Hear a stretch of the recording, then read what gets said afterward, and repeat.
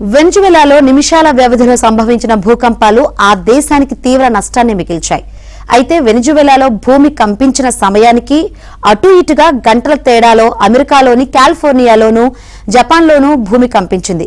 గంటల తేడాలో 3 ఖండాల్లో భూమి కంపించగా వీటి మధ్య ఏదైనా సంబంధం ఉందా అనే చర్చ మొదలైంది.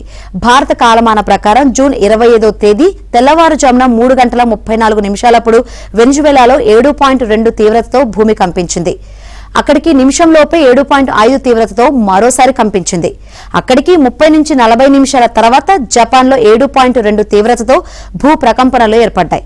అంతకుముందు జూన్ 24వ తేదీ రాత్రి 8:40 అమెరికాలోని కాలిఫోర్నియాలో 5.6 తీవ్రతతో భూమి కంపించింది.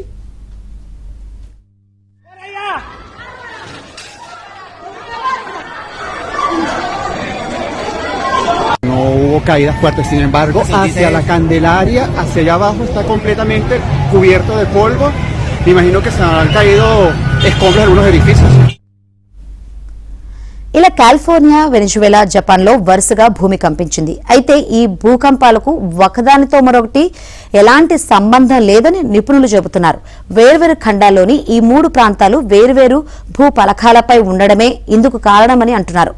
ఓ ప్రాంతంలో సంభవించిన భూకంప తీవ్రత వేల కిలోమీటర్ల దూరంలో ఉన్న ప్రాంతంలో ప్రభావం చూపే అవకాశం చాలా తక్కువని వెల్లడించారు. అంతేకాక భూమిలో ప్రతిరోజు వేల కొద్ది ప్రకంపనలు రికార్డవుతాయని, వీటిలో చాలా ప్రకంపనల తీవ్రతను కనీసం గుర్తించలేమని శాస్త్రవేత్తలు పేర్కొన్నారు. అయితే ఓ ప్రకంపన మరో ప్రకంపనకు కారణమైందని చెప్పేందుకు ఎలాంటి ఆధారాలు కానీ వ్యవస్థలు కానీ లేవని చెబుతున్నారు.